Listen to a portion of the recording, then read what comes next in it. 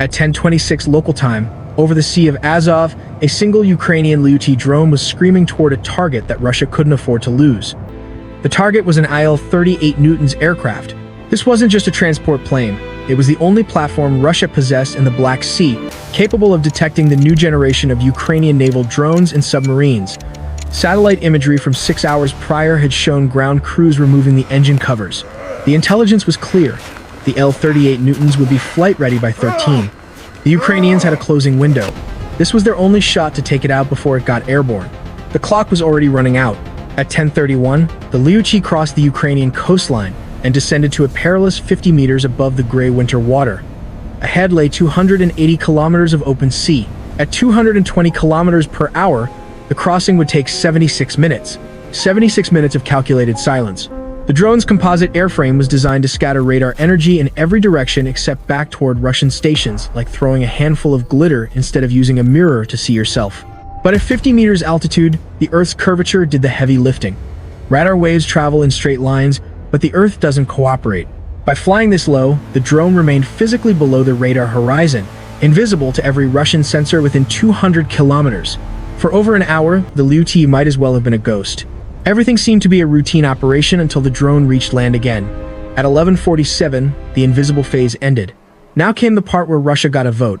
3 seconds after crossing the coastline, the silence was broken. If you look at the cellular tower outside the village of Staro-Sherbinoskaya, you'll see what looks like standard telecom equipment. A gray cylinder, roughly the size of a car thermos, is bolted to the frame. Inside are 4 omnidirectional microphones and a processor running sophisticated classification algorithms. This is Russia's answer to radar-evading drones. You can't see what flies below the radar horizon, but you can certainly hear it. The Lyuty's turbojet engine doesn't care about stealth. It produces 85 decibels at 100 meters, roughly the sound of a motorcycle at highway speed. In the cold, dense air of a December morning, that sound carries for miles. Dense air transmits acoustic energy far more efficiently than warm air. The microphone picked up the first traces at 11:47. Signal strength, 53 decibels. It was faint, but well above the 35 decibel ambient noise of the rural winter morning.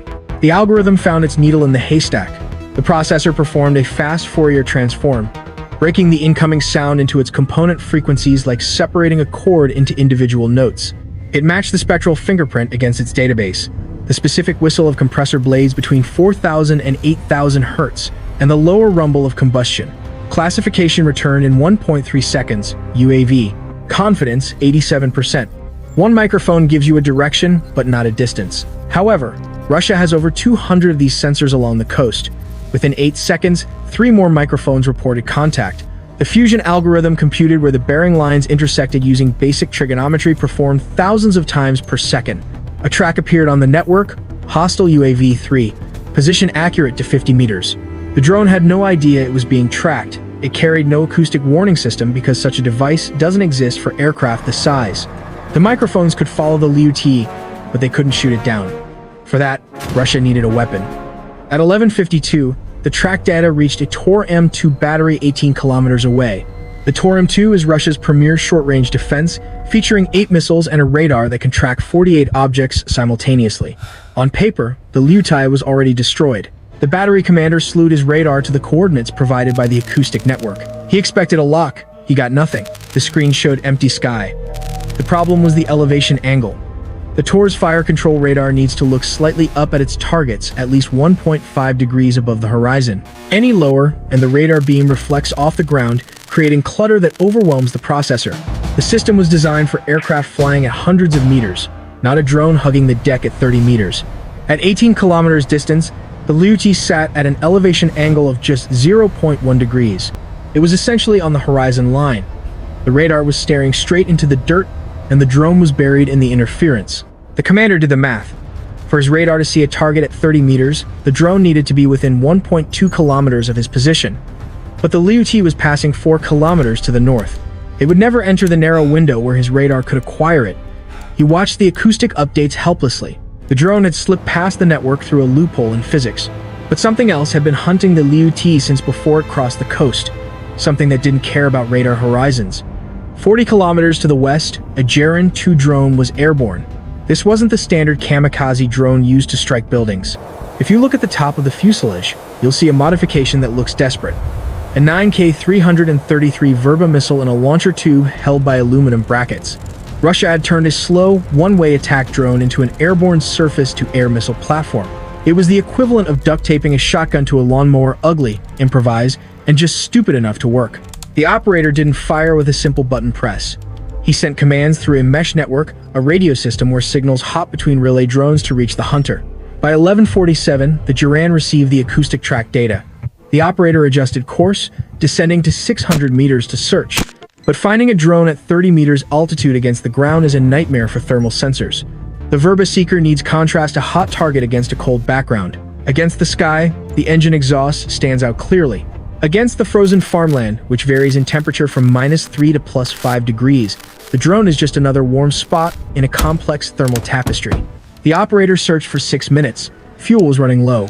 The acoustic network said the target was there, but somewhere in this 400-meter ellipse isn't a firing solution. Then, the terrain changed everything. At 12:07, a ridgeline blocked the Liutai's path. The drone pulled up to 80 meters to clear it.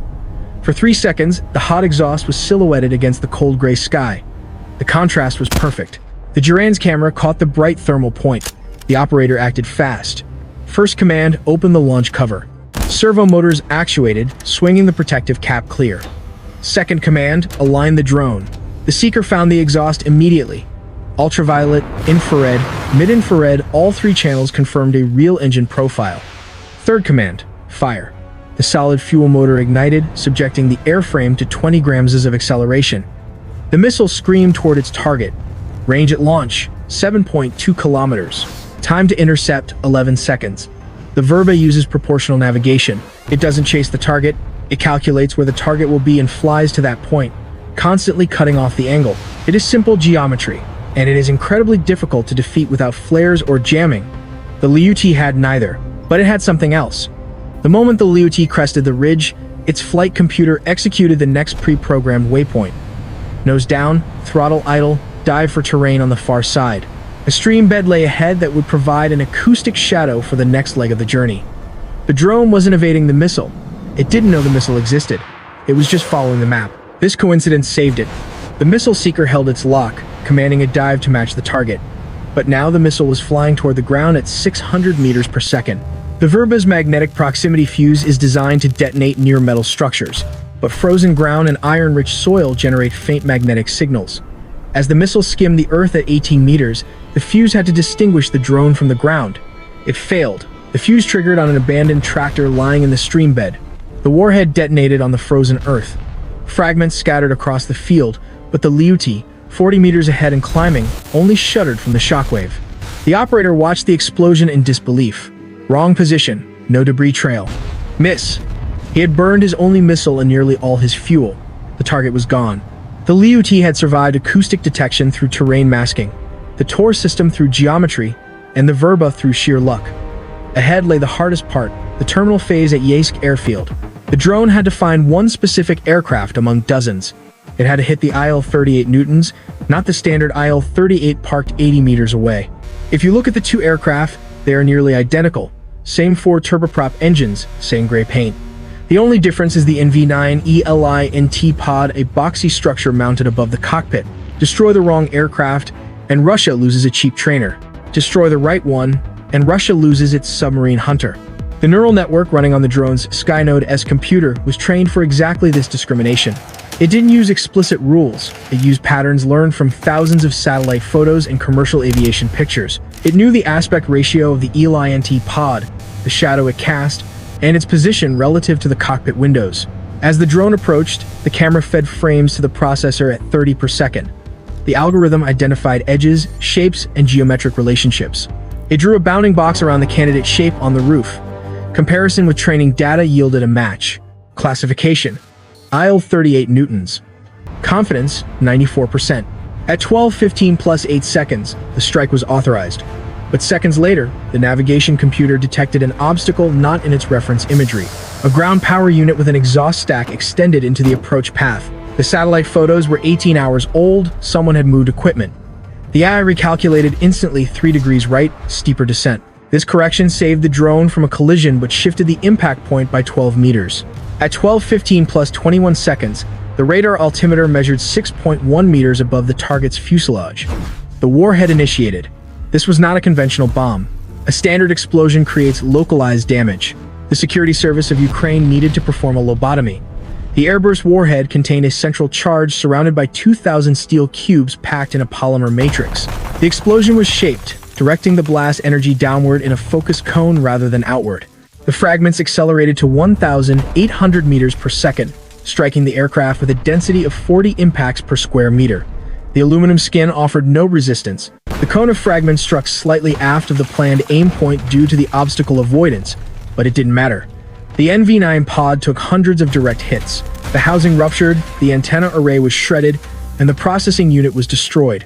The fragments punched through into the forward compartment, obliterating the NV-4 mission computer, the brain that fused radar tracks, magnetic anomaly data, and electronic intercepts.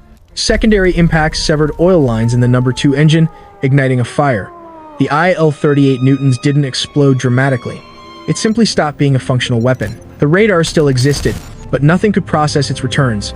The submarine sensors still worked, but nothing could read the data. The aircraft wasn't just damaged, it was effectively erased from the order of battle. The mission was a complete success. Bye for now.